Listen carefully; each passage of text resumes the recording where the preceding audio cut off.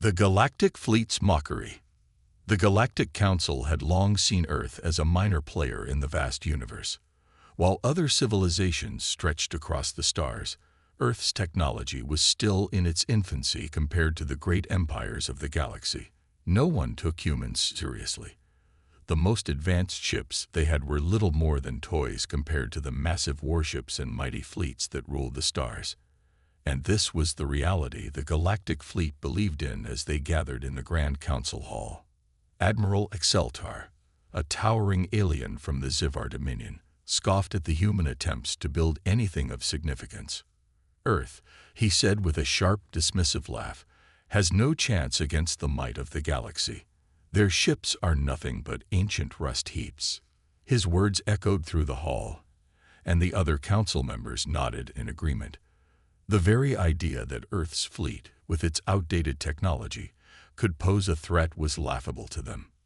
Xeltar had seen the Iron Fang, a so-called human warship, from his spies in the galaxy. It was an old relic, a leftover from a bygone era when Earth had no real enemies to fight. The ship was made of old, bulky metal and was equipped with outdated weapons, hardly a match for any modern fleet. The Zivar Empire had ships that could reduce an entire planet to ash in seconds. What could this primitive ship possibly do? But the Council did not just mock Earth's efforts, they acted on them. The decision was made. The Zivar Dominion would send a fleet to Earth, not to conquer, but to show them their place in the galaxy. They would destroy Earth's fleet and teach humanity the true meaning of power. A fleet of over 500 ships was prepared for the mission. The Dominator's Wrath, the Zivar flagship, was at the front, a terrifying symbol of the Empire's strength. The day the fleet left for Earth was one of immense confidence. Xeltar stood on the bridge of the Dominator's Wrath, gazing out at the stars. His eyes gleamed with the anticipation of victory. "We will crush them," he muttered under his breath. "The humans will finally learn that they are nothing compared to the might of the Galactic Fleet." As the fleet traveled through hyperspace toward Earth, the Zivar commanders spoke among themselves. They discussed how easily they would dismantle Earth's defenses. The humans had no advanced shields, no superior weapons. The Iron Fang would be torn apart before it even had a chance to retaliate. In fact, many of the officers were betting on how long it would take for them to make Earth's last warship scrap metal. Back on Earth, the human military had been alerted to the incoming Zivar threat. It was clear that they had no choice but to face it head-on. The Iron Fang, a battleship that had been in service for decades, was Earth's only option. Its outdated weaponry seemed like a joke, but humanity had something the aliens had not considered: determination. Captain Evan Hayes, the commanding officer of the Iron Fang, stood in the ship's control room, looking at the holographic projection of the incoming enemy fleet. He could feel the weight of the moment on his shoulders. The fate of humanity was in his hands. The Zivar were coming, and they were not going to show any mercy. "Captain," one of the crew members said, "we've been ordered to engage. We'll have to fight with everything we've got." Hayes nodded. There was no choice. It was either fight or be wiped out. "We will not surrender," Captain Hayes said, his voice resolute. "This ship may be old, but it's still a symbol of humanity's will to survive. We've got one chance to prove them wrong." He turned to his crew. "Prepare the ship. We're going to show the galaxy what Earth can do." In the depths of the Iron Fang, the ship's AI, an ancient and highly advanced system, activated. The AI began calculating the best strategy, analyzing the incoming fleet, and adjusting the ship's systems. It was a ship from a different time, but in the hands of those who understood it, it was more than capable of defending itself. As the Zivar fleet arrived at the outskirts of Earth's orbit, their sensors detected no significant movement from the planet below. It appeared that humanity had no response to their arrival. Xeltar smiled. This was going to be easy. The Iron Fang slowly emerged from Earth's atmosphere, its old hull gleaming under the light of distant stars. For a moment, it seemed like nothing more than an old ship, its weapons old-fashioned, its shields weak. The Zyvar fleet loomed in front of them, ready to strike. "Prepare to engage," Seltar commanded from the bridge of the Dominator's Wrath. This should be over quickly. But just as he gave the order to fire, something unexpected happened. The Iron Fang's engines roared to life in a sudden burst of speed. The Zyvar commanders stared in disbelief. Was this old ship moving so fast? It wasn't supposed to be able to move that quickly. Before they could even react, the Iron Fang unleashed a powerful salvo of weapons that hit the lid ship in their formation. The first Zyvar warship exploded into space, its hull shattering under the assault. The shockwave rippled through the fleet, and for the first time, the Zyvar were uncertain. What was happening? Captain Hayes smiled grimly. "Let's show them what humanity is capable of."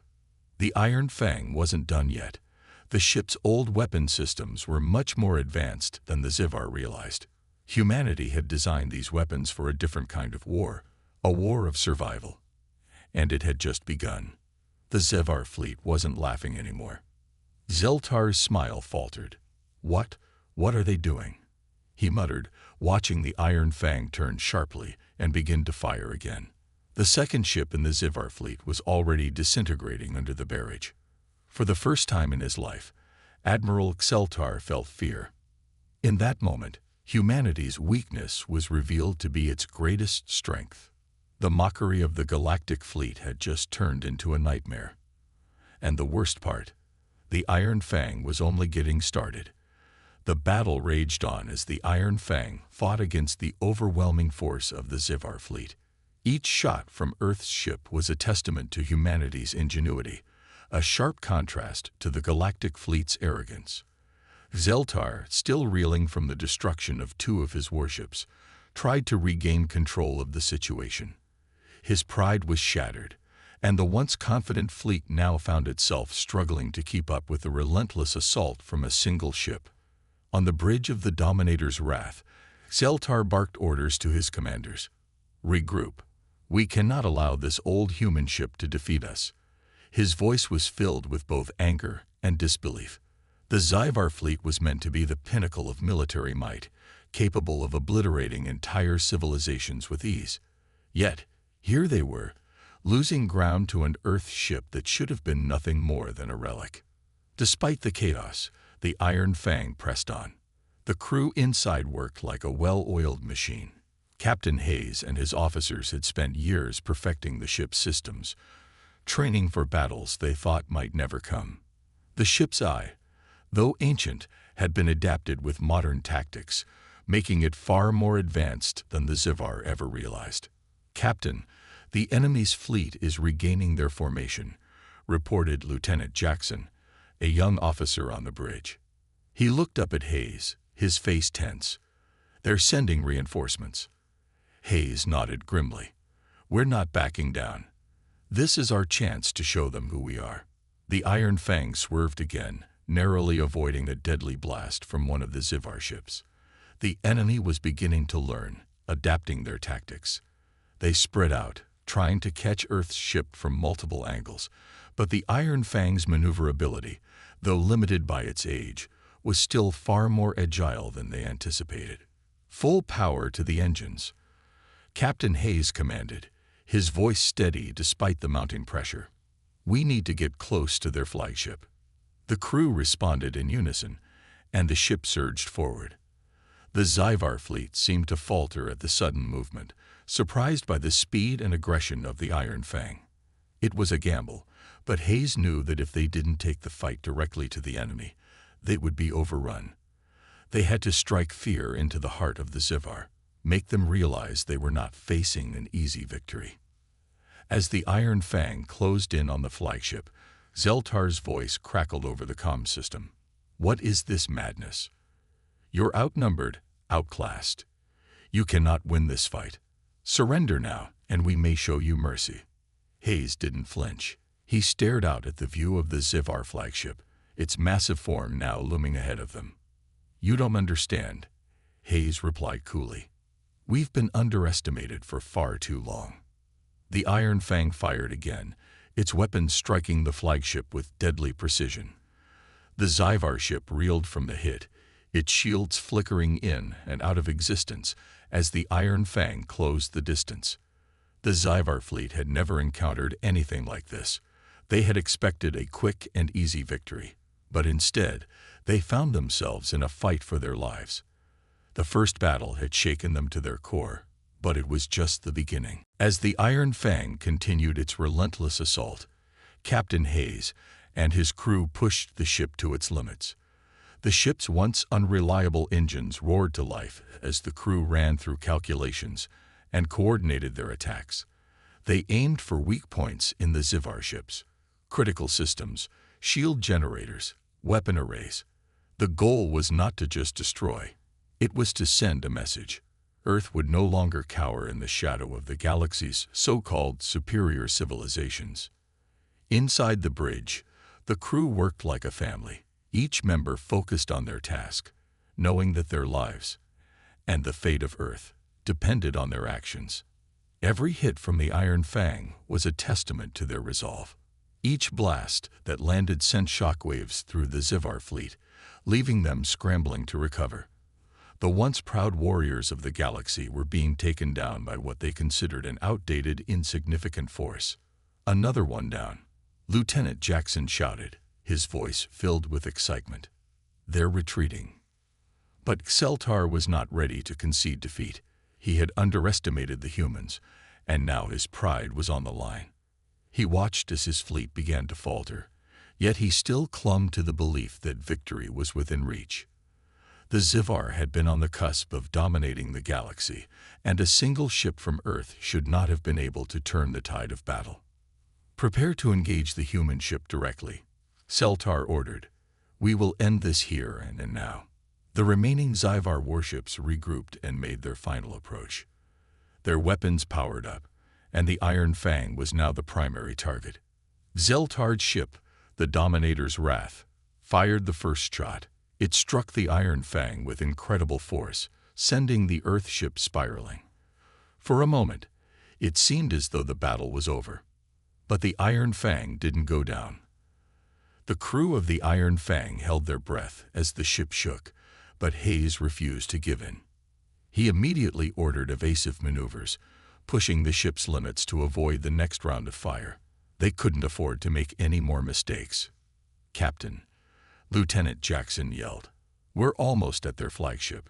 One more push and we can end this. Hayes looked at the display, his eyes narrowing. The Dominator's Wrath was vulnerable.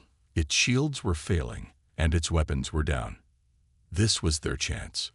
Let's finish this, Captain Hayes said, his voice firm. With everything on the line, the Iron Fang surged forward. One final shot from their weapons hit the Zyvar flagship's core. There was a brief moment of silence. Then the flagship erupted in a brilliant explosion that lit up the darkness of space. It was a victory no one had expected, least of all the Zyvar. The Galactic fleet had underestimated Earth's power, and now they would pay the price for their arrogance. The Iron Fang had not only survived the battle, but it had also destroyed the heart of the Zyvar fleet. The humans had proven that they were not to be underestimated, and the universe was now fully aware of Earth's potential. The Iron Fang had delivered a crushing blow to the Zyvar fleet, but the battle was far from over. Despite the destruction of their flagship, the remaining Zyvar warships were still dangerous. They were angry, desperate, and eager for revenge. Captain Hayes knew that while they had dealt a serious blow to the Zyvar, the war was just beginning. They would have to fight harder than ever if they hoped to survive. On board the Iron Fang, the atmosphere was tense. The crew had just witnessed the explosion of the Zyvar flagship, but no one was celebrating. Every officer, every technician, and every soldier on the ship knew that the victory was a double-edged sword. The Zyvar were relentless, and the destruction of their flagship would only fuel their fury. They had to remain focused and prepared for the next phase of the fight. Status report. Captain Hayes barked as he paced in front of the command console. His eyes never left the screen as the crew scrambled to analyze the situation. Sir, Lieutenant Jackson said, the Zyvar fleet is regrouping. They're not retreating. They're adapting. His voice was strained, but he kept his cool under pressure. They're pulling back to form a tighter formation. They're preparing for a counterattack. Hayes clenched his fists. This wasn't over. The Zivar would be more dangerous now that they were angry, and the humans had just thrown the first punch in what would surely become a long and bloody war. "Prepare the weapons for another strike," Captain Hayes ordered, his tone steady but resolute. "We're not giving them a chance to breathe. They think they can intimidate us, but they're wrong. Let's show them what Earth can do." The Iron Fang powered up, its weapon systems humming to life once more. The crew worked quickly, their training and experience coming to the forefront as they prepared for another wave of fire. The Zivar may have thought they could intimidate Earth, but they were about to learn a very painful lesson. As the Iron Fang moved into position, Captain Hayes turned to Lieutenant Jackson. "How much longer until we can fire on them again?" "Less than 2 minutes, Captain," Jackson replied, his hands flying across the controls. "We're ready to engage, but we need to make this count. One mistake, and it could be our last." Hayes nodded. He understood the gravity of the situation. Every move they made had to be precise. They couldn't afford to make a single mistake. The Iron Fang had been built to fight and win, but this was unlike anything they had ever faced. It wasn't just a battle for survival anymore. It was a fight for their place in the galaxy. Meanwhile, the Zivar fleet was not taking the loss of their flagship lightly. Zeltar, who had once believed that the Earth humans were nothing more than a curiosity, was now driven by rage. He watched from his command center as his ships prepared for a counterstrike. The fleet had sustained heavy damage, but they still had the firepower to obliterate the Iron Fang if given the chance. "Get me a full analysis of the human ship," Zeltar growled. His voice was tight with frustration. "We must learn everything we can about their technology. It's the only way we will defeat them." His officers scrambled to provide the data. The Earth ship, the Iron Fang, was an enigma. Its technology was not only ancient, but it had proven to be more powerful than anything the Zivar had expected. The human ship's resilience, its ability to turn the tide of battle, was something no one had predicted. It made the Zivar feel vulnerable in ways they had never imagined. "Sir," one of his officers said, "we've analyzed their weapon systems. It appears they use a combination of older technology and newer modifications. They've adapted their weapons and shields to enhance their combat capabilities." Zeltar's eyes narrowed. "That explains why they've been able to withstand our attacks. But they are still human, and we are Zivar. We will crush them." The Zivar fleet reformed, their warships now ready to unleash their full fury. They had learned from their earlier mistakes and adjusted their tactics. They would not underestimate Earth again. This time, they would make sure that the Iron Fang was destroyed once and for all. Back on the Iron Fang, the tension was palpable. The ship had taken a beating, but it was still standing. Captain Hayes could feel the weight of the situation on his shoulders. He knew that if they failed, Earth would be doomed. The fate of humanity rested in his hands, and he would not let them down. "Target the lead ship," Hayes ordered, his voice calm but firm. "Make sure we hit it with everything we've got. We need to disrupt their formation and take down their command ship." The crew worked in perfect harmony as they locked onto the Zivar's lead ship. The Iron Fang's weapon systems powered up, and a barrage of energy blasts streaked through space, slamming into the Zivar ship.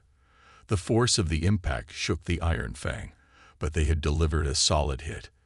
The Zivar ship reeled, its shields flickering. It was not enough to destroy it, but it was a clear sign to the Zivar that the humans were not to be underestimated.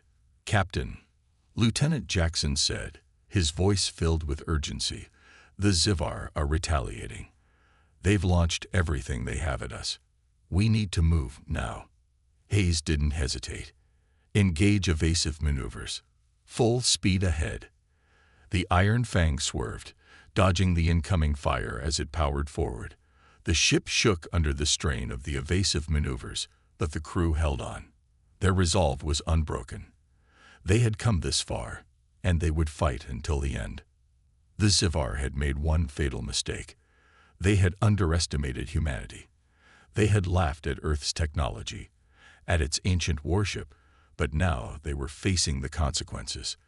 The battle was far from over, but the Iron Fang was not about to back down.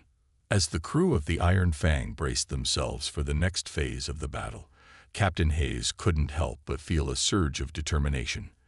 They had shown the galaxy what Earth was capable of, and they would not stop until they had secured their place in the stars. The Iron Fang surged forward, weaving and dodging through a storm of alien fire. Every crew member knew that this was the moment of truth. They had struck the Zivar fleet once, but now they were facing the full wrath of their enemies. The Zivar were enraged, and their retaliatory assault was like nothing the Iron Fang had faced before. Captain Hayes stood at the command console, his eyes scanning the chaotic battlefield. The alien warships were in a tight formation, their weapons blazing as they relentlessly pursued the Iron Fang. But despite the onslaught, the human ship held strong. The shields flickered, absorbing the alien fire, but the ship's systems were holding up. For now. Status report. Hayes barked. He knew that the ship's endurance would only last so long if they didn't act quickly. Shields at 45%, Captain. Lieutenant Jackson replied. Weapons are ready to fire, but we need a clear shot. The Zivar are closing in too fast. Bring us closer to their command ship, Hayes ordered. We need to cripple their leadership, or this fight is over. The Iron Fang roared as it accelerated, cutting through the battlefield with precision. The Zivar ships tried to close the gap, but they weren't fast enough. The human ship, though ancient, moved like a predator in space. Every movement was calculated, designed to confuse and outmaneuver the Zivar forces. It was a ship unlike any other, and the Zivar were beginning to understand just how dangerous Earth's technology could be. But the Zivar were not ready to back down. They had learned from their mistakes. As the Iron Fang neared the Zivar command ship, the enemy fleet reorganized. Suddenly, dozens of smaller ships broke off from the formation, moving into a swarm pattern around the Iron Fang. Their goal was clear: to overwhelm and destroy the human ship with sheer numbers. "Captain, we're surrounded," shouted Lieutenant Jackson, his voice tinged with alarm. "We need to break through, or we'll be torn apart." The crew felt the urgency in his voice. It was clear that the Zivar were pulling out all the stops now. They had underestimated Earth's technological prowess, but they were now adapting, using tactics they had never tried before. The Iron Fang had the advantage of speed and firepower, but it couldn't fight an entire fleet at once. Captain Hayes clenched his fists, but his mind was sharp. He had to think fast. "Jackson, target their smaller ships. Focus on the ones nearest to us. We can't afford to let them close in." The weapon systems powered up again, and a stream of energy blasts shot out from the Iron Fang, cutting down the nearest Zivar ships one by one. The enemy fleet retaliated with everything they had. Explosions rocked the Iron Fang, and the ship groaned under the strain, but it held together. It was a testament to Earth's engineering, a ship built to withstand hell itself. "Shields at 30%, reported Jackson, his voice tight. "We can't keep this up much longer, Captain." "Keep firing," Hayes commanded. "We're not giving up. We're Earth, and we don't back down." The Iron Fang tore through the swarm of enemy ships, firing relentlessly. Each shot landed with deadly precision, but there were simply too many Zivar ships, and the Iron Fang was only one ship. The crew fought bravely, knowing that if they didn't break through, this would be the end. Then something incredible happened. As the Iron Fang cut through the enemy swarm, a sudden sharp burst of light erupted from the heart of the Zivar fleet. The command ship, still struggling to regain its bearings after the previous assault, unleashed a devastating wave of energy that caused the nearby ships to momentarily stagger back. Captain Hayes saw his chance. "Target the command ship. Fire everything we have." The Iron Fang's main weapons fired all at once. The energy blasts tore through space, each one hitting their mark. The Zivar command ship's shields flared brightly before collapsing under the pressure. It was a direct hit, and the ship began to break apart. The destruction sent shockwaves throughout the Zivar fleet. For a brief moment, the battle seemed to stop. The Zivar, stunned by the sudden loss of their command ship, hesitated. It was all the Iron Fang needed. Hayes took a deep breath and issued a command that would change everything. "Full speed ahead," he ordered, pushing the Iron Fang toward the remains of the command ship, now drifting helplessly through space. It was a bold move, but the Iron Fang was a ship designed for moments like this, moments when a single decisive strike could turn the tide of battle. The Zivar, realizing their leadership was gone, began to retreat, but it was too late. The Iron Fang's weapons fired once again, this time at the fleeing ships. The force of the shots ripped through the Zivar fleet, taking down ship after ship. It was as if the human ship had become a force of nature, unstoppable and relentless. "Captain, we've done it," Lieutenant Jackson exclaimed, his voice filled with disbelief. Hayes watched as the last of the Zivar ships exploded into nothingness, leaving behind only the debris of their once proud fleet. The battlefield fell eerily silent. The Iron Fang had emerged victorious. But Hayes knew this was only the beginning. They had proven Earth's power, but the war was far from over. This victory would send ripples throughout the galaxy, and other fleets would come to test Earth's resolve. He turned to his crew, the men and women who had stood by him through the chaos. "We've made our mark today," he said. "But remember this, our fight has just begun. The galaxy will know what it means to challenge humanity." The crew stood tall, their eyes filled with pride and determination. The Iron Fang had defeated the Zivar, but the real war had only just begun. And Earth would not be cowed by any force in the galaxy. The Iron Fang floated silently through the wreckage of the battle, its hull scared but intact. The Zivar fleet had been obliterated, but Captain Hayes knew that this victory came with a price. The ship's systems were damaged, and many of the crew were injured. Yet despite the chaos, the crew remained focused. They had just achieved the impossible, and now was the time to prepare for what was to come. "Status report," Hayes ordered, his voice steady despite the weariness in his bones. "Shields are down to 15%, Captain," Lieutenant Jackson replied, looking at the console with concern. "Engines are offline, and life support systems are fluctuating. We need to make repairs, or we won't make it back to Earth." "We'll make it back," Hayes said firmly, his gaze never wavering. "Get those engines back online, Jackson. We don't have much time." The crew scrambled to their stations, their movements swift and efficient. Even in the face of devastation, they didn't hesitate. This was their ship, their home, and their victory. They had taken on the might of the Zivar and emerged victorious. Now, they had to survive the aftermath. As Jackson and his team worked on the repairs, Hayes turned to the view screen. The battlefield was silent now, a vast expanse of twisted wreckage. The Zivar fleet, once so proud, had been reduced to nothing more than debris floating in space. Earth had struck a blow that would be remembered for millennia. But there was no time to celebrate. Hayes knew that the galaxy was vast, and the Zivar weren't the only threat out there. Earth had proven itself, but now the question was, would others come to test them? The thought gnawed at him.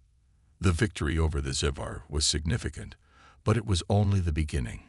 If they were to survive in this brutal galaxy, they would need allies, and Earth's reputation had just been sealed. Some would admire them, but others would see them as a threat that needed to be eliminated. The Iron Fang's sensors pinged suddenly, pulling Hayes from his thoughts. A new ship appeared on the edge of their sensor range. It was large with an unfamiliar design, and it was heading directly toward them. "Captain, we have a contact," Lieutenant Jackson reported urgently. "It's a ship, but we don't recognize the markings. It's coming in fast." "Shields up," Hayes ordered. "Prepare for possible contact. Weapons are still offline, but we'll make do." The crew tensed as the unknown ship drew closer. Hayes' mind raced. Were they here to offer assistance or to finish what the Zivar had started? He had no way of knowing, but one thing was certain. They were going to find out soon enough. The unknown ship hailed them, the communication system crackling to life with an alien voice. "This is the Valkor of the Drathian Empire. You are to stand down immediately." The message was short, but its meaning was clear. The Drathians had taken notice of Earth's victory, and they didn't seem pleased. Hayes kept his expression neutral. He knew that this was the moment where Earth's fate would be decided. "Do not mistake our victory for weakness," Hayes replied, his voice calm but filled with authority. "We have defeated the Zivar, and we will not surrender." The Drathian commander laughed, the sound echoing through the comms. "You humans are bold, but you are nothing compared to the might of the Drathian Empire. Surrender now, or face the consequences." Hayes' grip tightened around the armrest of his command chair. This was it, the moment that would define humanity's place in the galaxy. "We will not surrender," Hayes said, his voice steady. "We will stand and fight." The communication abruptly ended.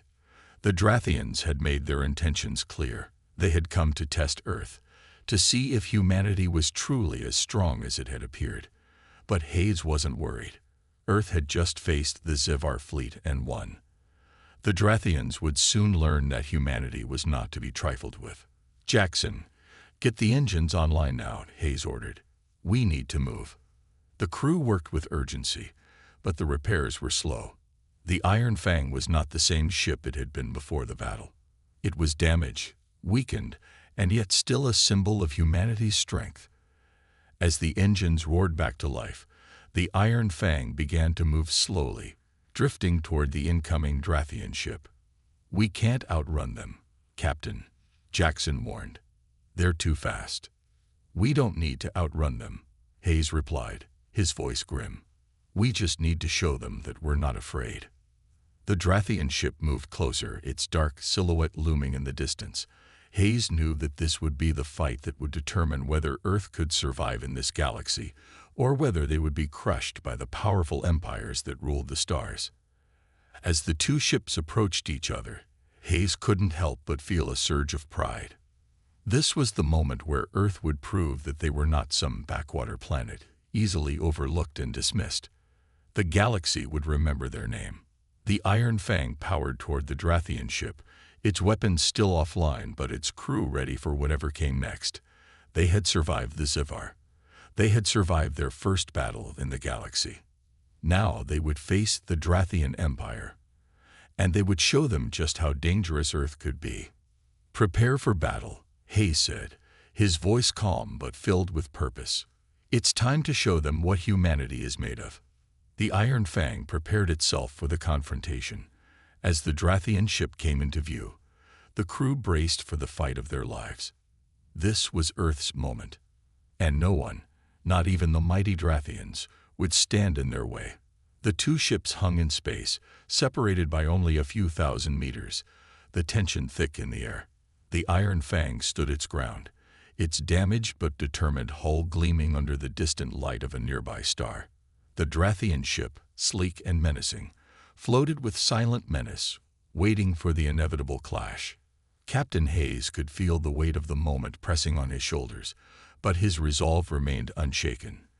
This was humanity's moment to prove that they would not be bowed, no matter how mighty the adversary. "Captain, we're within range of their weapons," Lieutenant Jackson reported, his voice tight with tension. Hayes nodded slowly. He had expected this. The Drathians would not waste time with negotiations. They would strike, as they always did. But humanity had something the Drathians could not predict: the spirit of survival, the will to fight back no matter the odds. "Can we fire?" Hayes asked, his eyes fixed on the Drathian ship, now clearly visible on the view screen. The sleek obsidian black vessel was built for war, with weapons that could obliterate entire fleets with a single strike. But they didn't know what the Iron Fang could do. "Shields are at 30%, Captain," Jackson replied, his voice barely above a whisper. "Weapons are still offline. We're not ready to fire back." Captain Hayes glanced at the tactical screen. They were outgunned, no question about it. The Drathians had the firepower to turn them to dust. But the Iron Fang had something else, something the Drathians couldn't account for. The fierce determination of a species that had survived against all odds. "We're going to have to make it work," Hayes said. His voice was calm, even though inside, he could feel the adrenaline coursing through his veins. "Prepare the crew. We're going to need everyone focused." The comms crackled again, and the voice of the Drathian commander filled the space between them. "Human captain." The Drathian voice was cold, with a hint of amusement. "You have made a grave mistake. Surrender now, and we might allow you to live. Fight, and you will be destroyed." Hayes took a deep breath. It was a tempting offer, especially considering the damage they had already sustained. But he knew that Earth had no choice.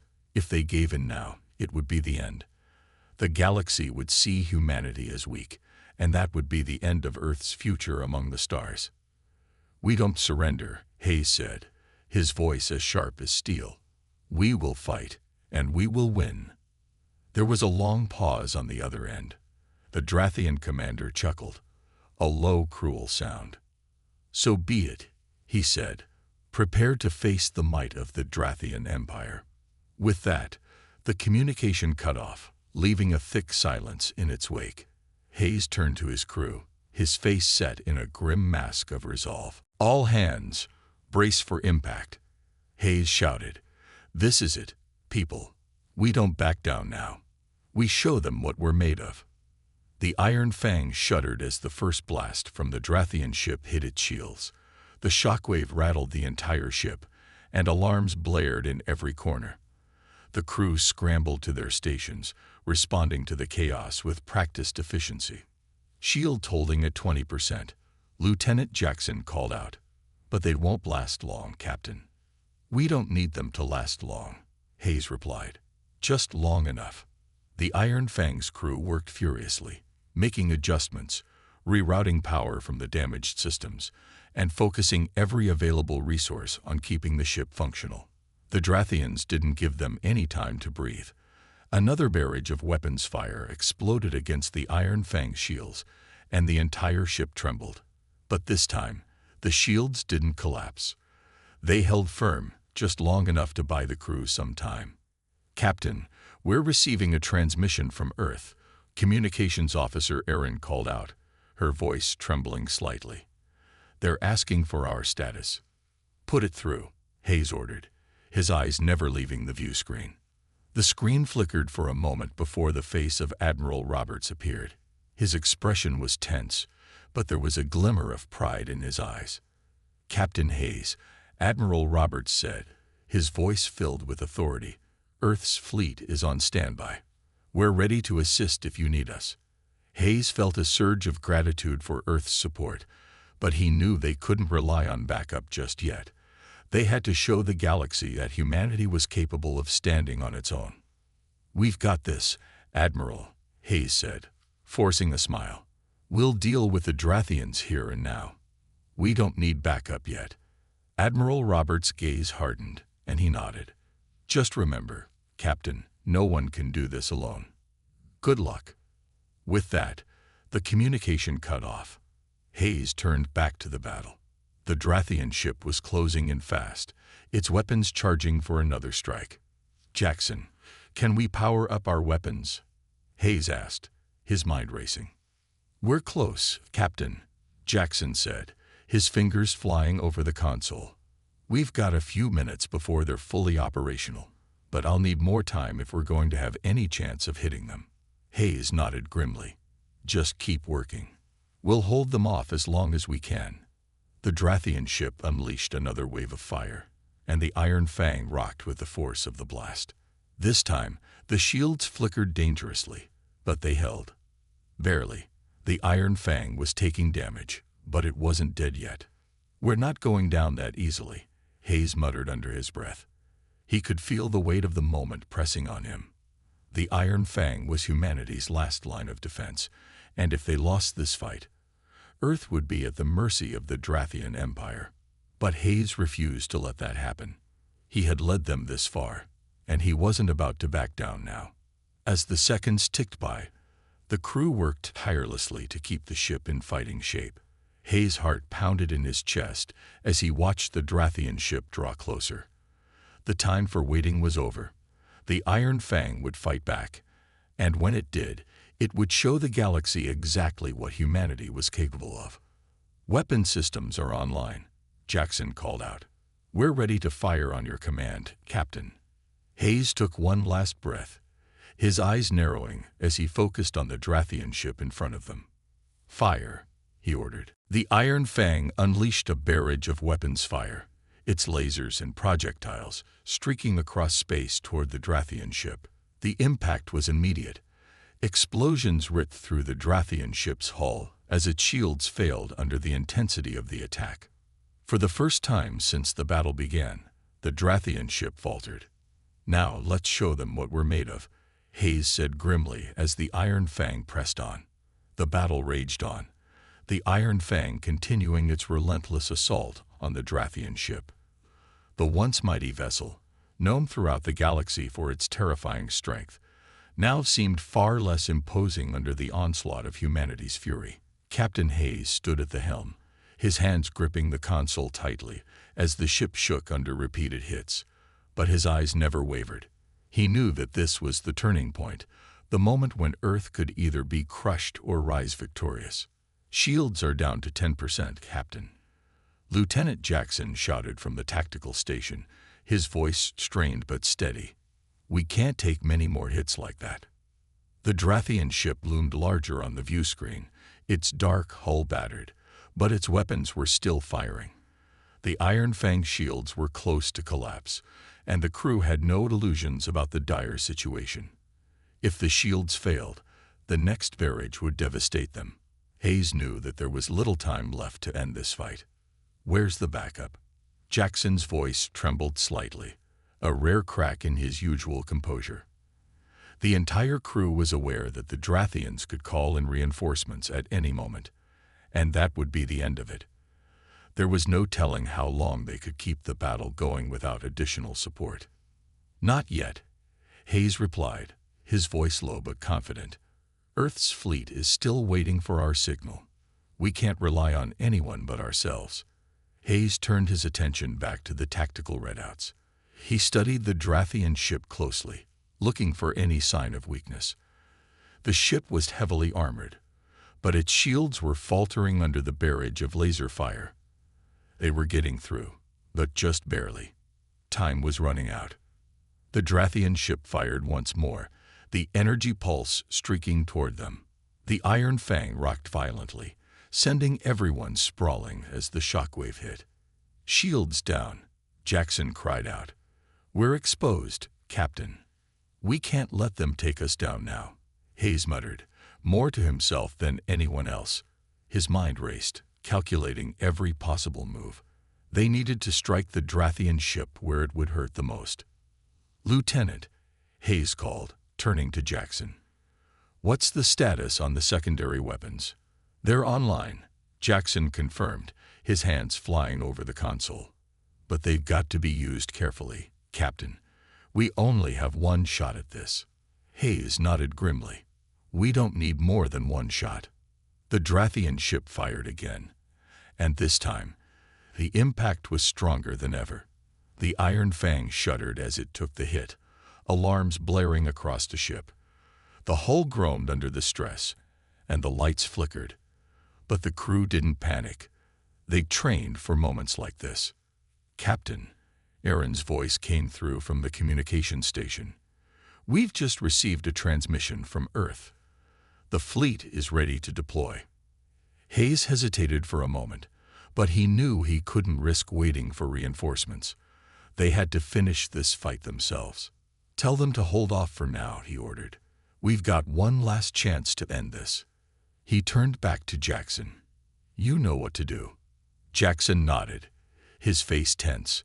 He quickly began reprogramming the weapon systems, routing power to the secondary cannons that had been specially designed for one purpose: to pierce through the heaviest armor. "Ready, Captain," Jackson said after a few tense moments. firing on your command." The Iron Fang rocked again as the Drathians unleashed another barrage. But Hayes wasn't fazed.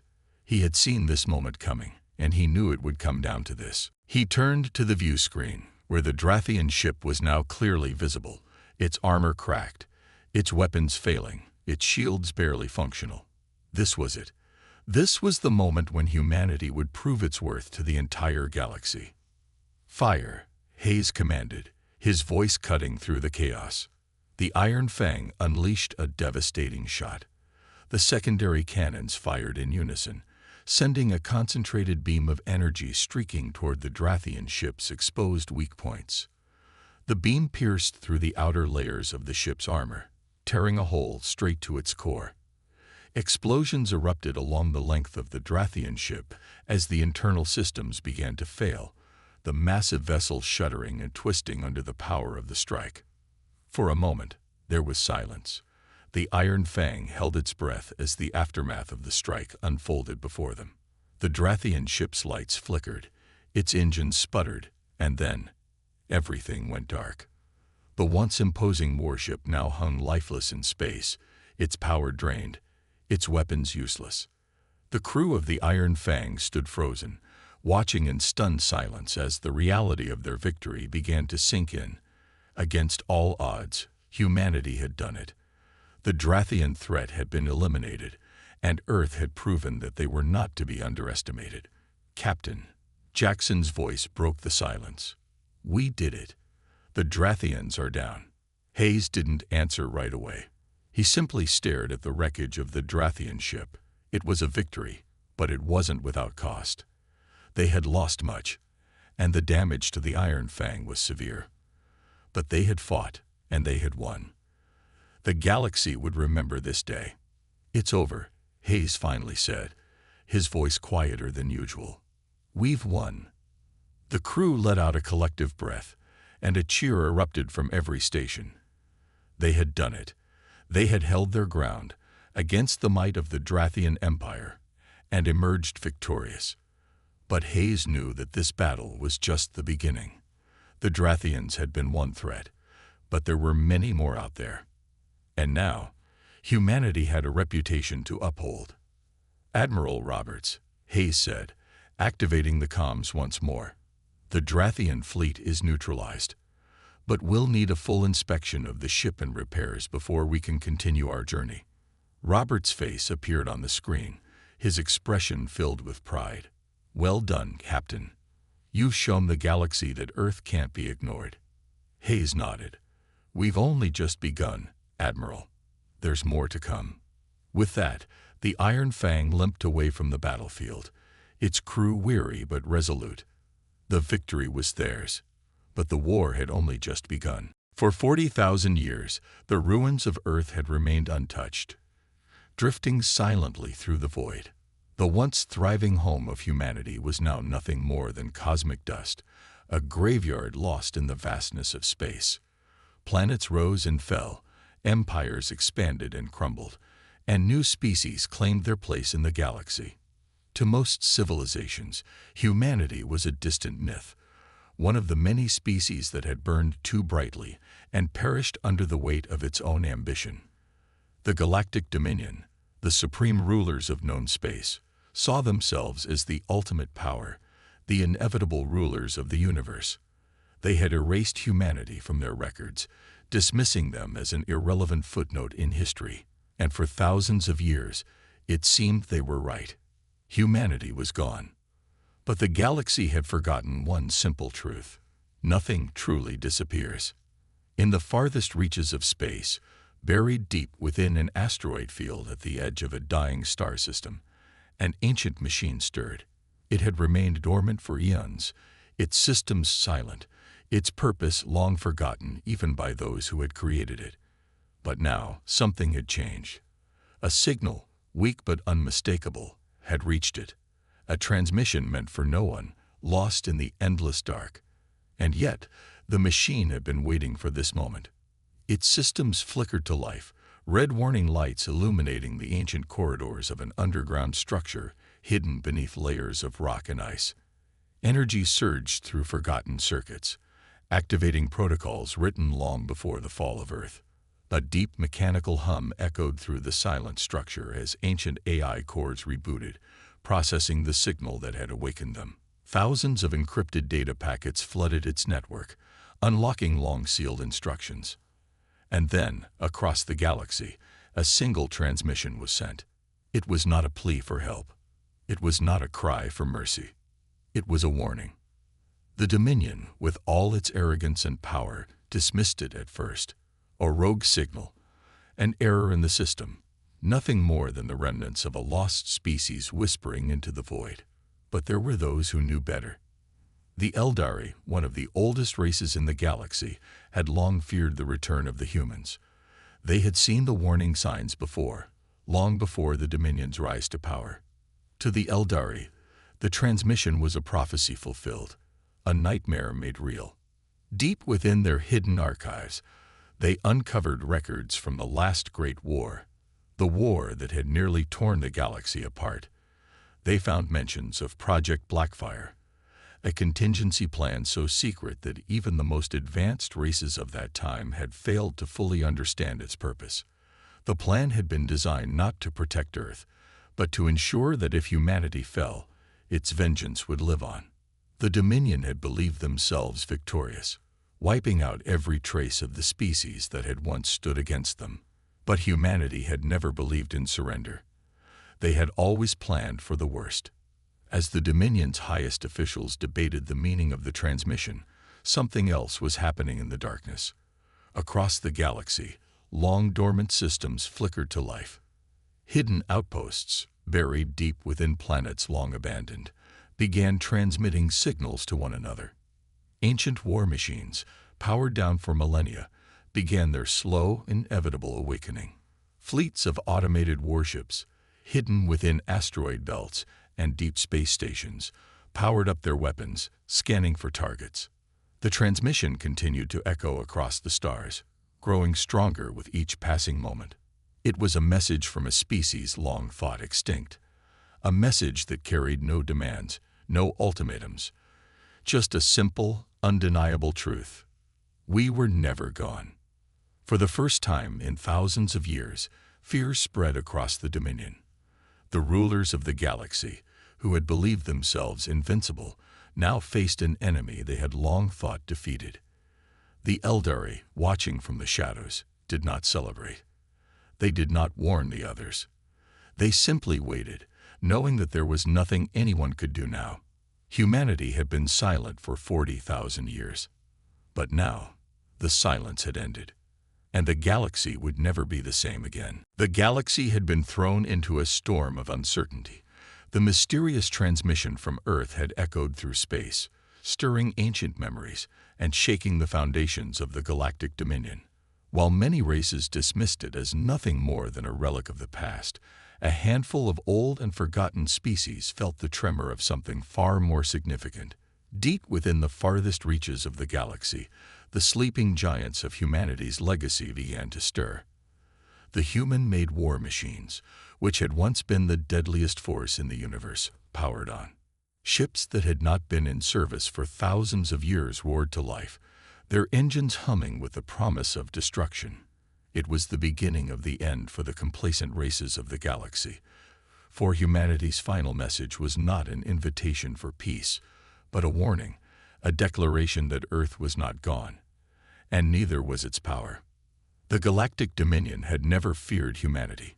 To them, Earth was just another failed experiment, its species extinguished by the Krith Dominion long ago. But now, as the first warships of humanity's ancient fleet slowly emerged from their long slumber, the Dominion began to sense something ominous. Its leaders gathered in the heart of their empire, in their towering citadel, where the stars themselves seemed to bow in reverence. They had seen empires rise and fall. They had crushed countless rebellions. Yet there was something different about this signal. Something chilling. The Dominion's High Council convened, their fear of this newfound force palpable. Xyros, the Supreme Chancellor, stood before the council, his face as cold as the void itself. He was a being of immense power, unmatched intellect, and ruthless ambition, but even he could not ignore the unease that gripped him. The message humanity had sent was not a plea for mercy, nor a cry for aid. It was a warning, a threat.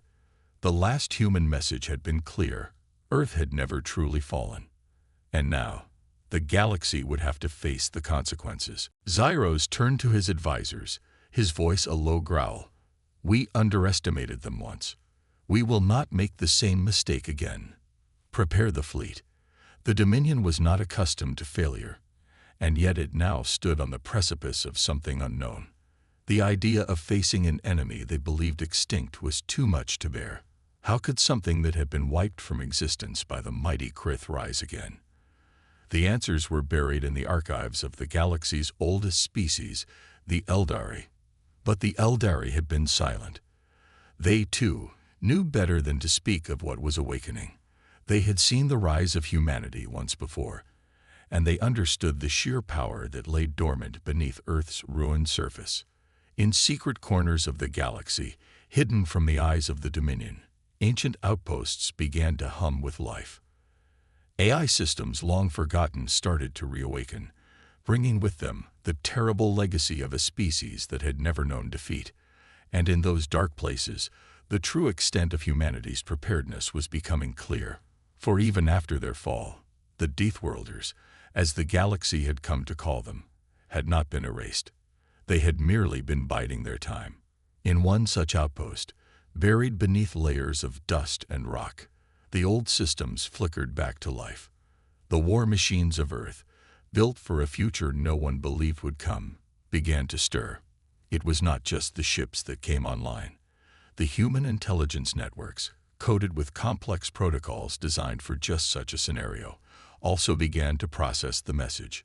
Thousands of years of quiet vigilance were about to pay off, as the automated defenses of Earth's long-forgotten outposts came to life. The message was sent once again, this time not as a single signal, but a full-scale broadcast to every corner of the galaxy.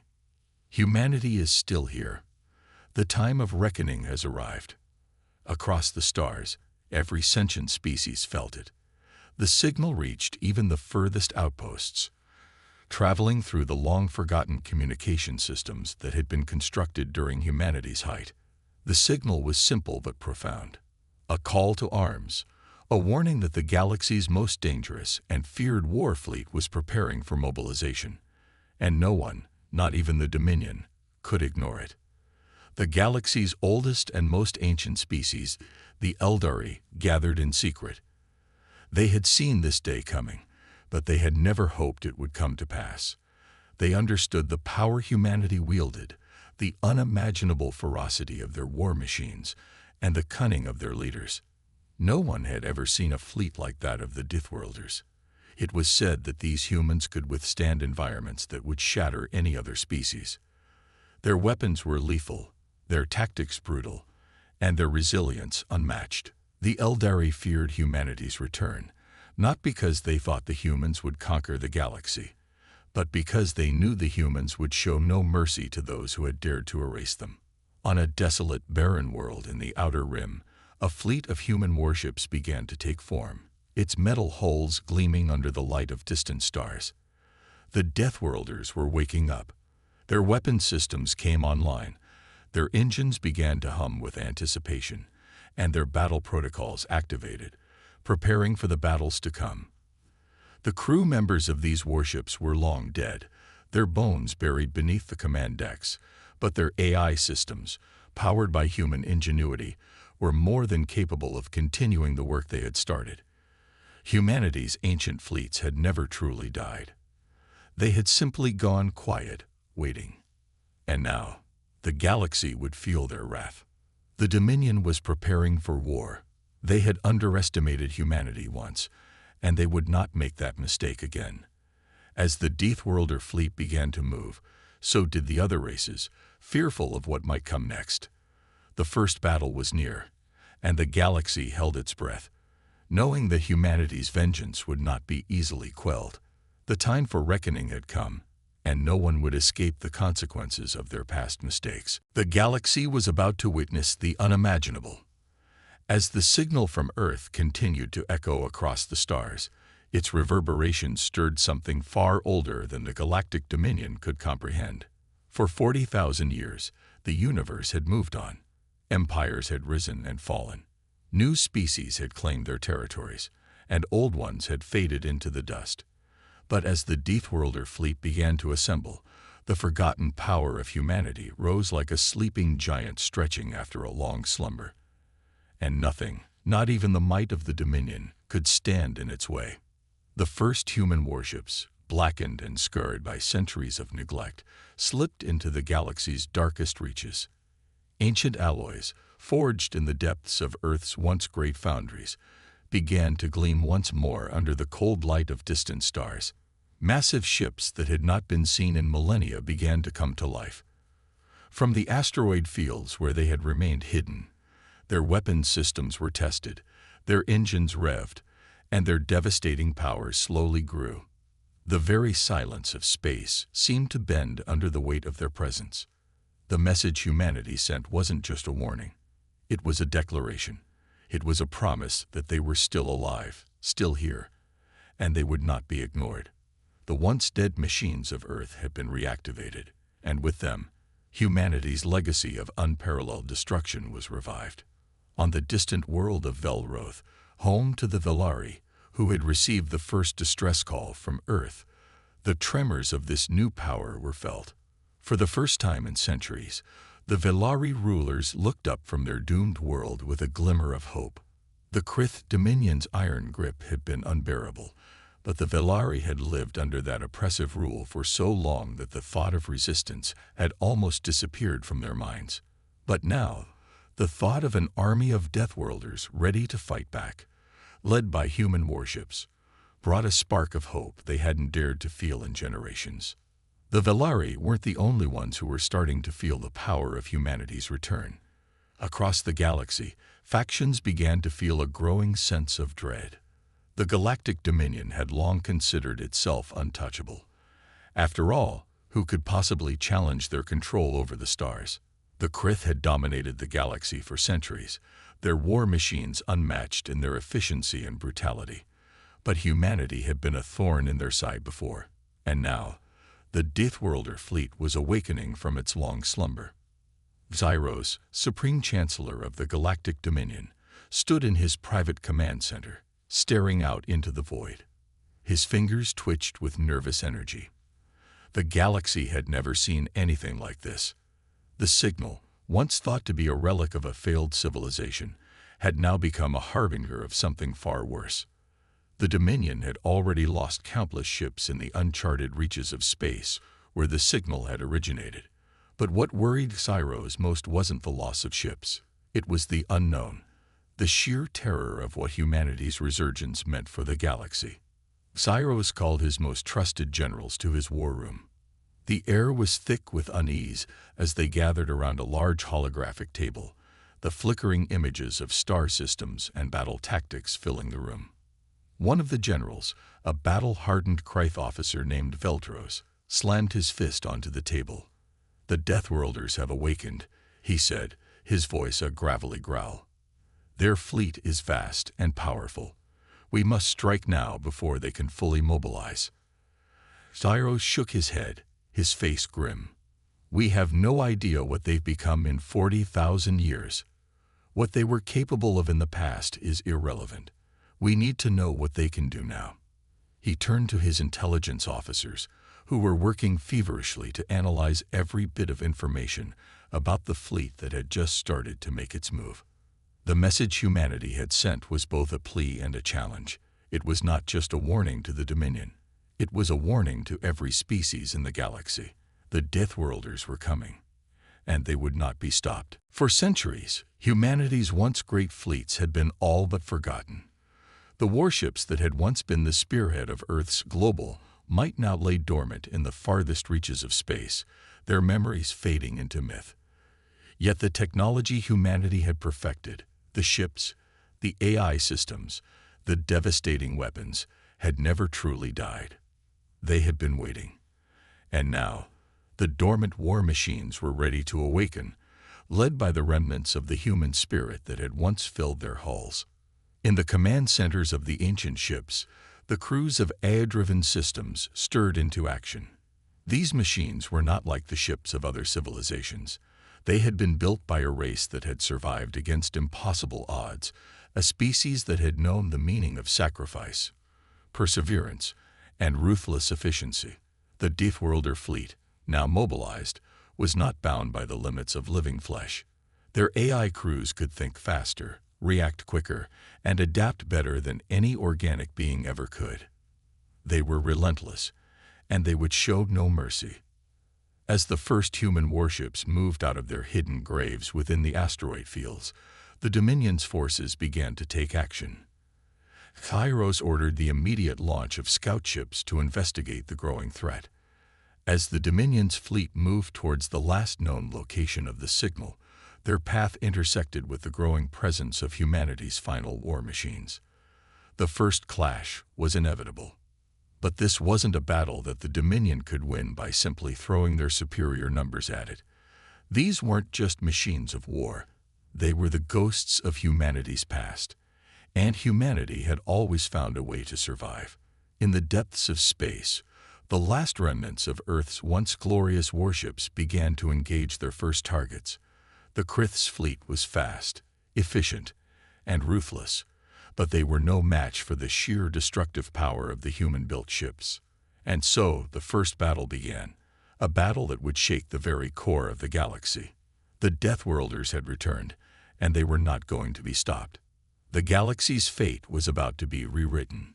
The battle raged like a storm, with explosions lighting up the dark expanse of space.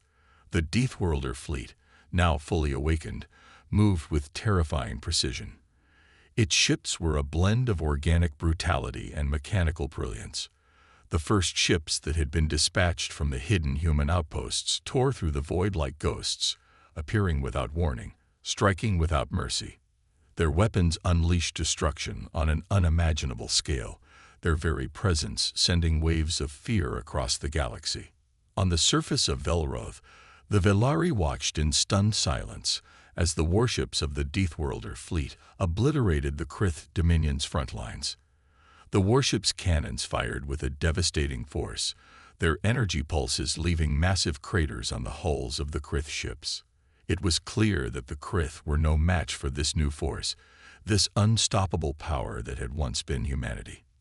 The Velari, with their advanced technology and wisdom, had never seen such destruction.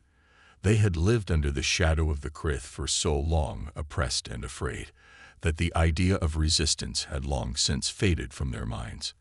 But now, they saw the impossible unfolding before them. Humanity's last message, sent across the galaxy like a warning shot, had reached the most unlikely of destinations, the Velari homeworld. Despite their fear, the Velari dared to hope. Could the humans truly be the answer they had been waiting for all this time? Could they, too, be liberated from the Krith's iron grip? On the bridge of the human warship Indomitable, Captain Lyra Andros stood watching as the battle unfolded before her. She had been born far from the Earth she had never known, but she was the product of it. The artificial intelligence systems that controlled the fleet were remnants of humanity's greatest minds, and the people who had created them had left a legacy that would never be forgotten. And now she was carrying that legacy forward. "We've broken their first line of defense," Captain, her second-in-command, Lieutenant Commander Jorik, reported as he analyzed the tactical display. The Krith's ships were retreating, though not without a fight. It was clear that the Dominion had underestimated the power they were up against. Lyra nodded, her face hardened by years of training and leadership. "Prepare for the next wave. We have no time to waste. The Krith will regroup and launch another assault. We need to keep the pressure on." She glanced at the communications officer, who was busy sending out encoded messages to the other warships in the fleet. The Deathworlder ships were all linked by a network of ancient AI systems that allowed them to communicate instantly, strategizing and adapting as one. It was a tactical advantage that no other force in the galaxy could match. The Dominion's arrogance, their belief that they were the galaxy's supreme power, was about to be shattered. Humanity's last message had been heard, and the time for reckoning had come. The first phase of the battle had been won, But the Dominion was far from finished. A response was already underway. Massive reinforcements were being sent to the front lines, their ships cloaked and prepared for an ambush. But Lyra Andros was ready. She had prepared for this moment her entire life, learning from the strategies of those who had come before her, studying the tactics of the ancient Earth fleets. She would not let the Dominion stand in their way. Across the galaxy, other ships in the Deathworlder fleet were engaged in similar conflicts. From the outskirts of known space to the heart of the Dominion's territory, humanity's message had triggered a galaxy-wide wave of resistance. Old allies of the Krith, who had feared them for centuries, were now turning against them. Alien races who had long been enslaved or oppressed by the Krith began to rally under the banner of the Deathworlder fleet, knowing that if they didn't act now, their worlds would fall just like Gulruth. But there were still many who were unsure. Some species had no reason to trust the humans, whose war machines were as ancient and terrifying as the galaxy's worst nightmares. They had not seen humanity's past, nor understood the true scale of what had been unleashed. To them, the idea of a long-forgotten civilization returning from the grave with such overwhelming force seemed impossible. But the message had been clear. Humanity had survived, and it was no longer willing to be forgotten. On the outskirts of the Krith-controlled region, a group of independent explorers and mercenaries watched the unfolding conflict with cautious interest. Among them was Captain Rill, a cunning leader with a reputation for taking risks. Her crew had dealt with the Krith before, and they had the scars to prove it. But this new force, the Deathworlder fleet, was something entirely different. Those ships, they're like nothing I've ever seen. Rill muttered as she watched a massive human warship slip past a Krith cruiser, its massive cannons firing with precision. I don't know what kind of trouble they've just woken up, but if they're taking on the Krith and winning, they might be the ally we've been waiting for. Rill's crew exchanged nervous glances. They knew that siding with the Deathworlders could be a double-edged sword. If they were truly as powerful as the rumors suggested, they could become the galaxy's next great power. But if they turned against their allies, the galaxy would find itself in even darker days than the Krith ever brought. As the battle escalated, it became clear that the human fleet was not merely a passing threat. It was the beginning of something much larger. The Deathworlders were not going to stop until the Krith had been eradicated from the galaxy entirely. They were relentless, and their power was unmatched. With the first wave of the battle won, Lyra Andros took a moment to pause and look at the vastness of space before her. The mission was far from over, and the true war was just beginning. But in that moment, she felt something she hadn't felt before: hope. For the first time in 40,000 years, the galaxy was starting to understand what humanity had always known. Survival was not guaranteed, but resilience was a choice. And the Deathworlders had chosen to fight. As the battles raged on, the once unimaginable power of the Deathworlder fleet continued to shake the very foundations of the galaxy. With each new encounter, the Krith Dominion was forced to retreat, their strength waning in the face of humanity's relentless war machines. The Dominion had underestimated the power of a species long thought to be extinct, but they were now learning the hard way that humanity's fury was not something easily quelled. In the heart of the Krith-controlled territories, the Deathworlder fleet had taken control of multiple key systems. The Velari, the first to join the rebellion, were now rallying their forces under the flag of the humans, ready to strike at the heart of the Krith Empire. Planetary defenses fell as the Deathworlders' warships tore through their enemies with surgical precision. The Krith had never faced a force like this, and the fear they once instilled in other species was now turning into desperation. The galactic landscape had shifted, and the power of the Krith Dominion was crumbling under the weight of the Deathworlder invasion. The Dominion's forces were scattered, desperately trying to hold back the tide. But with each victory the Deathworlders claimed, more and more factions joined the growing coalition against the Krith. The very idea of an unstoppable empire was starting to seem like a distant, fading dream. On the bridge of the Indomitable, Captain Lyra Andros stood at the helm, her eyes fixed on the swirling battle unfolding before her.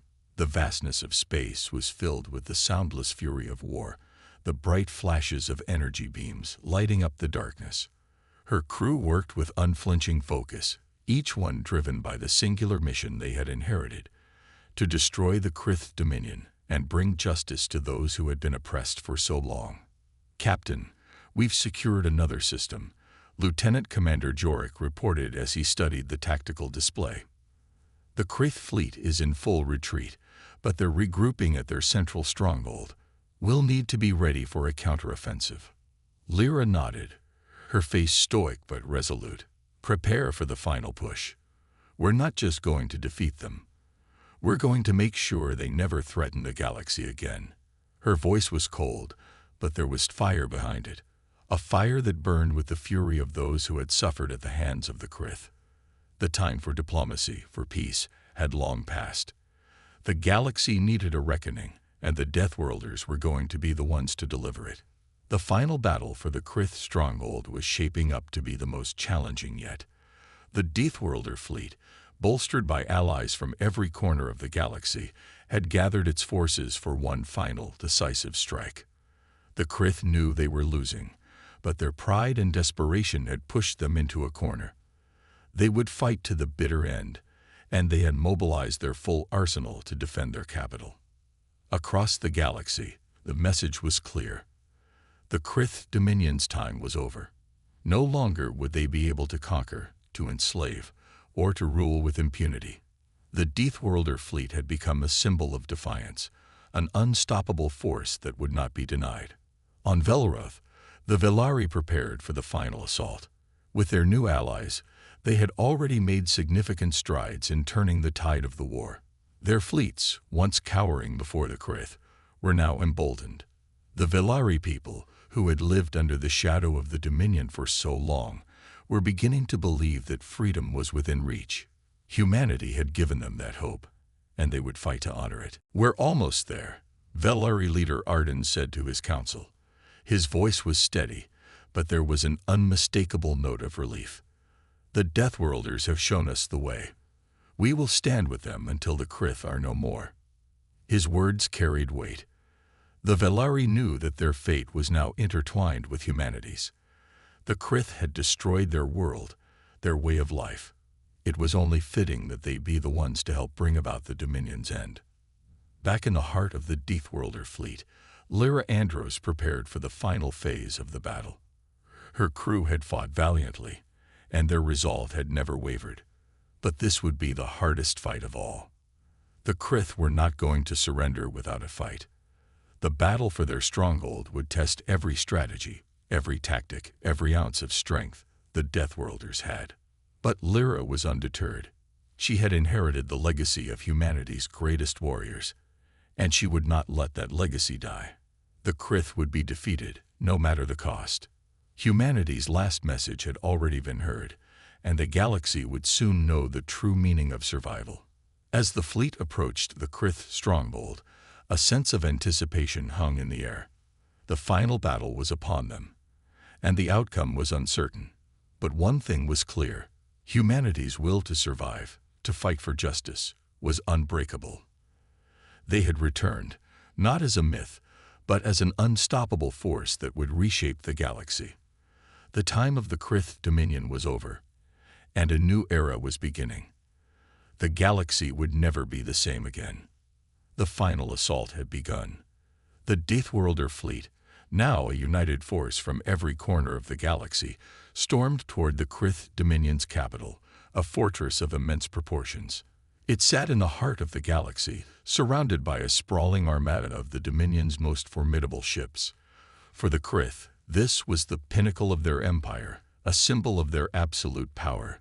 They had conquered countless worlds, subjugated species, and built their dominance on the ashes of civilizations. But now, that empire was about to crumble. Inside the command center of the Indomitable, Captain Lyra Andros paced back and forth, her eyes locked onto the tactical display. The fleet was already engaged in heavy combat with the Krith's outer defenses. The brilliant blue of the Deathworlder ships clashed with the harsh red of the Krith warships. The soundless explosions lit up the darkness of space, but it was the quiet determination of her crew that resonated through the bridge. "We're pushing them back," Lieutenant Commander Jorik reported, his voice steady. "But their main fleet is still holding position around the capital. It's going to take everything we have to breach their defenses." Lyra nodded, her face betraying no emotion, but inside, she was feeling the weight of what was to come. This was it, the final step in a war that had already claimed countless lives. The galaxy had been held hostage by the Krith for too long, and now they were going to pay the price. "Tell the fleet to engage the central defense grid," Lyra ordered. "We don't have time for a prolonged fight. We take them down now." As Jorik relayed the command, Lyra turned her gaze to the viewports. The battle raged around them, but she was focused on the task at hand. The Krith had never faced an enemy like this before. The Deathworlder fleet, a force born of humanity's survival instinct, was unstoppable. It had been shaped by centuries of warfare, forged in the fires of conflict, and now it was out for justice. In the rear command rooms, the Velari were coordinating their efforts with the Deathworlders, their forces positioned on the flanks, cutting off the Krith's retreat. The alliance was proving to be as formidable as it was unexpected. The Velari, once an oppressed species, had become crucial to the battle, and their newfound strength was shaking the foundations of the Dominion. The battle raged on, and as the minutes passed, the tide began to turn in favor of the Deathworlder fleet. The Krith forces, once so sure of their invincibility, were now on the defensive. Their ships were scattered, their commanders scrambling to regroup, but the overwhelming force of the united fleet was too much. The Deathworlders pressed forward relentlessly, firing with deadly accuracy, breaching the Dominion's once impenetrable lines. But the Krith were not ready to surrender. Their pride, their arrogance, was all they had left. The final line of defense was the capital itself, a massive fortress in space, bristling with weapons, shield generators, and countless layers of defenses. It was here that the Krith would make their stand, and they had prepared for this moment for centuries. The final battle would be decided here, at the heart of their empire. "Captain, we've reached the outer shield," Jorik said, his voice tense. "Their capital defenses are activating. This is going to be one hell of a fight." Lyra's gaze hardened as she stepped forward. "We're not here to fight them, Jorik. We're here to end this war." With a deep breath, Lyra activated the ship-wide comms. "All units, prepare to breach. This is it. Make sure the Krith never harm another soul." The crew of the Indomitable roared in unison, a battle cry that reverberated throughout the ship. The time for hesitation was over. This would be the final strike. As the fleet closed in on the Krith stronghold, the last line of defense activated. Massive energy shields flickered to life around the capital, crackling with power. The Dominion's remaining forces swarmed around the stronghold, launching everything they had at the incoming Deathworlder ships. Waves of energy weapons collided with shields, explosions lighting up the darkness of space. But the Deathworlder fleet held its ground, pressing forward, each ship an unyielding force of destruction. The Indomitable led the charge, its engines roaring with power as it pierced through the debris and enemy fire. The Krith were relentless, but they had underestimated the might of the fleet they were facing. As the final battle unfolded, Lyra's thoughts flashed back to the first moment they had heard humanity's last message. The galaxy had doubted them, feared them, and written them off as a myth. But humanity had always been a force to be reckoned with, and now the universe was seeing it firsthand.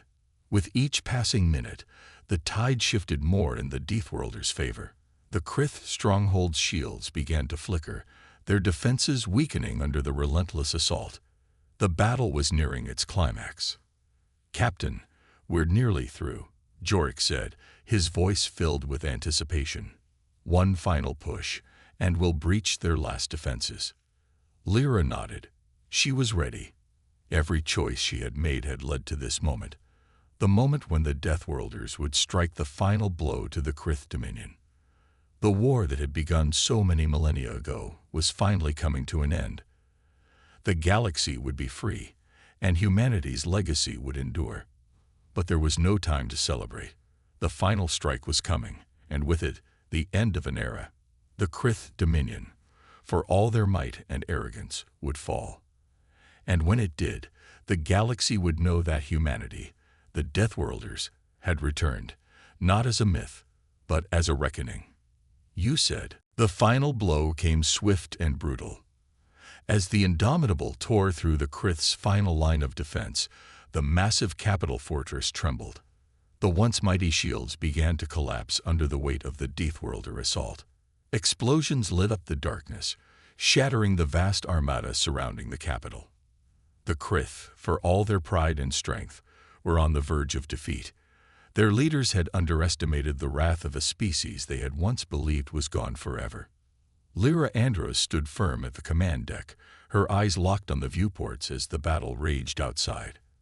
The Krith capital, once a symbol of their unchallenged dominance, was now just another target for the Deathworlder fleet. The massive ships of their armada, their once terrifying enemies, were now scattered in retreat. The Indomitable was leading the charge, its weapons firing with deadly precision, as its crew moved like a well-oiled machine. They had been prepared for this moment, honed by centuries of preparation, and now they were the ones to decide the galaxy's fate. "Captain, the Krith fleet is in full retreat," Jorik said, his voice thick with disbelief. "The capital is almost completely exposed. This is it." Lyra didn't speak at first. She was too focused on the battle unfolding before her. But then, with a calm that came from knowing this moment was inevitable, she turned to her crew. "Prepare for the final strike. We end this here." As her words echoed through the command deck, the Deathworlder fleet tightened its grip on the capital, pushing forward relentlessly. The last defenses of the Krith were crumbling, one by one, as the combined force of humanity's descendants overwhelmed them. The final assault was underway, and nothing could stop it now. Aboard the Indomitable, the crew worked in unison, their movements precise as the ship's weapon systems locked onto the heart of the Krith capital. Each shot was calculated, every strike purposeful. The destruction was absolute. The entire fleet had one mission now: to obliterate the Krith's final bastion. On the surface of the capital planet, the Krith leaders huddled in their command center, eyes wide with panic. They had never imagined their downfall would come like this: swift, unstoppable, and final. For millennia, they had been the conquerors, the rulers of the galaxy, forcing species to bow before them. But now, they were the ones to bow before humanity's wrath. "Captain, we've broken through their outer defenses," Jorik shouted, excitement rising in his voice. "The central core is exposed. One final strike, and it's over." Lyra gave a sharp nod. "Make it happen." The Indomitable fired its final barrage. In the blink of an eye, a series of explosive impacts slammed into the heart of the Krith capital. The entire planet seemed to shudder as if the very foundation of the Dominion was being torn apart. A brilliant flash of light erupted from the epicenter of the blast, blinding for a moment as the shockwave spread out across space. Lyra felt the vibrations of the explosion beneath her feet, but she didn't flinch. This was the moment they had been waiting for. This was the reckoning. The Krith fleet was decimated in the wake of the explosion. The capital, once a shining jewel of their empire, was reduced to a smoldering wreck. All across the galaxy, the death toll of the Krith was rising as their forces scattered in the face of a force unlike anything they had ever encountered. The Deathworlders had emerged victorious, and the galaxy would remember their name for centuries to come. Back on the Indomitable, the crew let out a collective cheer, but Lyra remained stoic. She had seen too much, fought too long to let herself become lost in the victory. The war was over, but the true cost of the battle was yet to be realized. In the aftermath of the battle, the fleet remained on high alert, ensuring no Krith ships remained in the area. The Deathworlder alliance, formed in the heat of battle, was solidified in their victory. But even as the galaxy celebrated, there was an underlying feeling that this victory was only the beginning. The Deathworlders had arrived, and the galaxy would never be the same. Lyra stood on the bridge, gazing out into the distance. The stars ahead were silent, but the war had not truly ended. The Krith Dominion was no more, but there were countless other powers in the galaxy, some more dangerous than the Krith, waiting for their turn. Humanity's final message had been sent, and the galaxy was beginning to realize that the true power of the Deathworlders had only just awakened. The victory was theirs. The reckoning had come, but the legacy of humanity, burned bright and fierce, never to be forgotten, would endure. And as long as the Deathworlders stood united, nothing in the galaxy could stand against them. The stars twinkled in the distance, a silent promise to the galaxy. Humanity was not gone. They were back, and the reckoning was far from over. The Indomitable drifted in the silence of space, a lone sentinel among the ruins of the Krith Dominion. The battle had been won, but the cost of that victory still hung in the air, like a dense fog that no one could shake. The mighty fleet, a symbol of humanity's return, had done what no one had thought possible. The Krith were gone, their empire reduced to ashes, their name erased from the annals of galactic history. But there was no celebration on the bridge. No cheers, no triumphant speeches. Just a quiet understanding that a new chapter in the galaxy had begun, one that would be written in blood and fire. Lyra Andros stood at the viewports, staring out into the endless void. Her reflection was distorted by the cold metal of the ship, the same coldness that had followed her throughout the war. She had led her people to victory, but in the wake of it all, she was unsure of what came next. The universe was vast, and while the Deathworlders had triumphed, the stars were still filled with threats that hadn't yet revealed themselves. "Captain," Jorik's voice interrupted her thoughts. She turned, finding him standing at the doorway, his expression somber. "The fleet is awaiting your command." Lyra nodded, though she felt no excitement. The battle had ended, but the real war, the war for the future of humanity and the galaxy, was only just beginning. She had no illusions. The Krith had been powerful, but they were only one part of a much larger picture. Other empires would rise to take their place, and humanity, now known as the Deathworlders, would be their target. But something had changed. The galaxy had learned a lesson today. Humanity was no longer a myth, no longer a forgotten species. They had returned, and they had shown what they were capable of. The ancient systems that had lain dormant for millennia were now awake. The Deathworlders were a force to be reckoned with, and the galaxy had been put on notice. "Prepare the fleet for departure," Lyra said, her voice steady, but her mind racing. "We've won the battle. Now we ensure no one forgets who we are." As Jorik turned to relay her orders, Lyra stepped away from the viewports. She moved towards the command center, where the rest of her crew was already gathering. The galaxy was vast, and despite the victories they had claimed, there was still so much unknown. A soft beep interrupted her thoughts. It was a signal, an encrypted transmission, one that hadn't been received in over 40,000 years. Lyra's heart skipped. She had thought the last of the signals had been sent, the final message humanity had left to the universe. But here it was again, the echo of their ancestors. She keyed in the decryption code. The message appeared on the screen. "We are the inheritors. The reckoning is only the beginning.